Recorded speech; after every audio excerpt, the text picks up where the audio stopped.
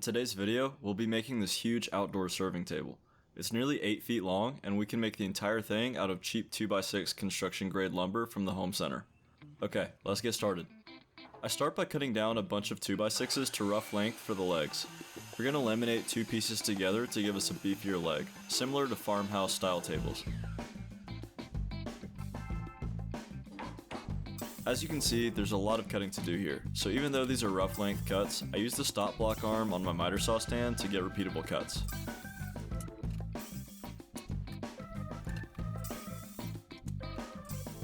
Next, I wheel out my thickness planer so that I can get the factory blemishes and markings off the boards.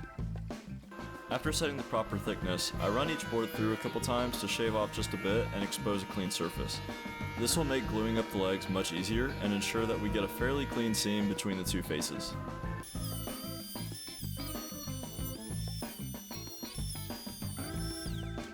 Now I can take each pair of boards and glue them together to create a leg. I really can't stress enough that you can't use too much glue for this.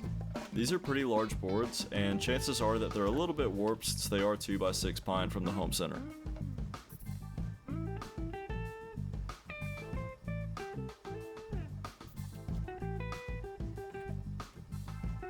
While I'm waiting for the leg glue-ups to dry, I start working on the top of the table. I first cut out a whole bunch of boards for the slats. Now, in case you're wondering why I'm using 2x6s instead of 2x4s for these slats that'll end up being about 2x3 anyways, it's because 2x6s are usually cut from larger trees. This means that you're less likely to end up with a bunch of knots, and the price difference between the two really isn't that bad in my area. Next, I run all of my tabletop boards through the planer to clean up the faces a little bit. I start with these 8 foot long 2x6s, which will serve as the long outer boards for the top. I don't make a ton of things as big as this table, so working with full length boards like this really tests the limits of my small shop. But hey, that's why we put everything on casters. After running the long boards through, I start planing down each of my slat pieces.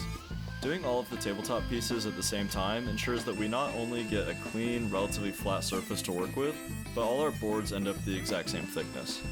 If you don't have a planer, however, you could just as easily spend a little quality time with the sander to clean up your boards. Next, I take all my pieces to the table saw to cut a straight edge on one side. Now honestly, when using long boards like these 8-footers, you really should use a feather board like you'll see me do later in the video. A feather board will help ensure that your workpiece stays pressed against the fence throughout the cut, which allows you to stand back a little further and focus on supporting the weight of the board through the cut. It's also a good idea to make sure that your outfeed table is nearly level with your table saw for a cut like this. As you can see, mine is at least an inch too low and the board tilted up towards the end of the cut. Next, I have a marathon cutting session to cut one straight edge on all the slat pieces. This is really just the nature of the beast when making large furniture projects like this. Unless you buy totally pre-dimensioned lumber, most of your time is going to be spent simply milling pieces down. Also, when you make a bunch of repeated cuts like this, don't let your brain switch off and get complacent around the saw. It's easy to stop thinking about safety and reach over the blade, move a piece and get kicked back, or even lose a finger. So just keep your wits about you when you're batching out boards like this. Also, apparently my riving knife was really loose up until this point of the video. That's not good. Make sure your riving knife is straight and secured. Yeah. Now that all our pieces have a straight edge to reference, we can cut them all down to their final widths on the table saw. Just look at all those boards. Yeah, this is a big table. And hey, don't stack all your boards right next to your table saw like an idiot. If those things tip over and fall on the blade, you're gonna have a really bad afternoon. Next, I add an 1/8 of an inch round over to all the boards to knock off the sharp edges and give them a bit more of a refined look. Now, the irony of this is not lost on me. I'm literally taking all of these 2x6s that I just milled down and squared up, and adding a round over to them to make them look like off-the-shelf construction grade lumber again. Well, like I mentioned, buying 2x6s or larger boards helps avoid large knots and other weird features, so doing all this milling is kind of just the price you pay, even if you end up with what's essentially a 2x3 like this. Also, you can see I kind of experiment going backwards with the router instead of forward here. I was trying to find a way to avoid chip out when adding these profiles, but fact of the matter is that these are soft pine and tear out is just gonna happen. Okay, we're finally done with the milling process, at least for now. We can move on to the next step, which is adding a crap ton of pocket holes to everything. Basically, this whole table will be held together with 2.5-inch pocket screws. For a serving table like this that really won't experience a huge load anyways, these are a fast and easy way to join everything together, and they really are pretty sturdy, all things considered. We can finally start assembling the tabletop now. I start by clamping one of the end pieces in place and attaching it to the outer long boards using pocket screws. Next, I use a 3/8-inch setup block as a spacer to install my slat pieces.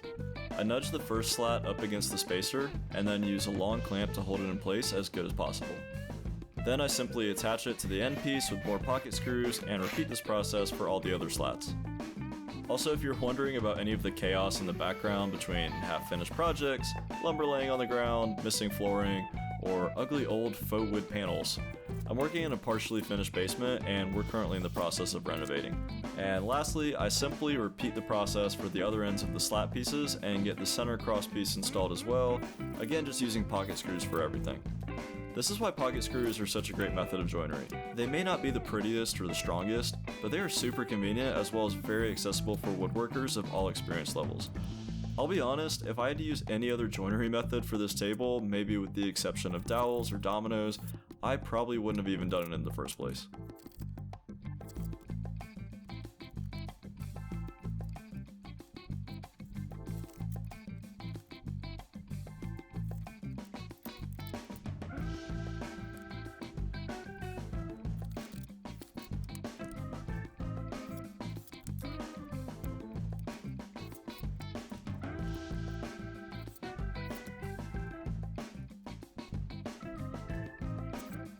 And now I can lift with my back and not my legs and flip the whole tabletop over to see the pretty side with no exposed pocket holes. I was really happy with how the tabletop turned out, and there's just a slight twist to it, which will be fixed when we attach it to the base of the table.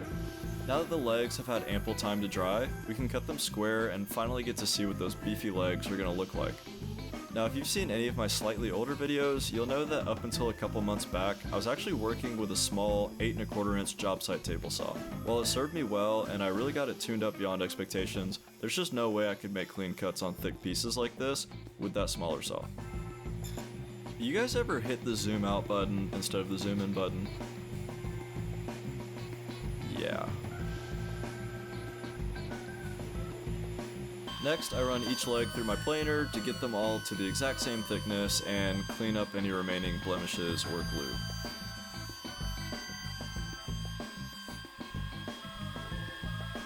On one of the legs, I noticed this broken knot that was right on the corner. I simply put some medium thick CA glue in the knot hole, then we can just hit it with the sander real quick and our knot hole is taken care of. Now that our legs are ready to go, I add the same 1/8 inch round over to all of them that I did all the other pieces. After squaring them up and rounding them over, they're really starting to look good, especially after staring at them in clamps covered in glue for a whole day.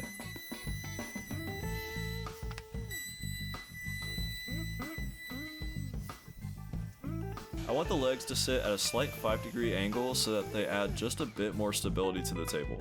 Now honestly, this is completely optional, but in my opinion, the slanted legs give the table just a little more character and it's a small touch that really goes a long way. Once I've got the angle cut on one end of each leg, I add a parallel angled cut to the other end. I also use the stop block on my miter saw stand to bring all the legs to the exact same length. Next, over on the table saw, I cut out the top brace pieces that will attach my legs together. I give these pieces a matching 5-degree angle on the miter saw so they line up flush with the legs when I go to attach them. Off camera, I also cut the lower braces with the same technique, and leave them a bit longer so I can attach them on the lower portion of the legs. I add pocket holes to each piece, and also add the same round over to all my brace pieces. Then it's as simple as attaching everything with the same 2.5 inch pocket screws we've been using for the whole project. Finally, the last pieces we need to cut out are the apron and stretcher pieces that will help support the table and keep it from racking or bowing. Remember that featherboard I said I should have used earlier? Well, yeah, I found it. Does it look like I'm struggling way less on this cut? Well, yeah, I am. I cut out 3 pieces to the same size to make our support pieces before heading back to the planer again. And at the planer, we can perform the familiar task of cleaning up the faces of our boards and bringing them all to the same thickness. And then I add the same 1/8 inch round over to all these pieces too. Sponsored by T-Mobile. No, just kidding, I used to work there. They gave us a lot of shirts. I mostly use them for painting and woodworking. And if you hadn't guessed, we'll be attaching these boards with more pocket holes. Next, I throw on my steel-toed flip-flops and get to assembling the stretcher pieces. I use a clamp to keep them aligned with the brace pieces on the legs and hold them in place while I drive in more pocket screws.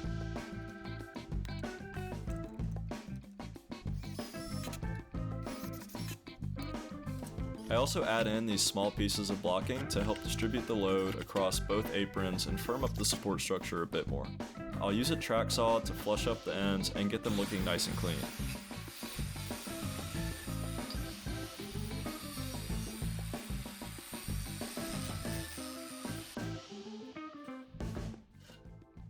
Then I use the router one more time to add the roundover back to the ends. Yes, this piece is just slightly crooked.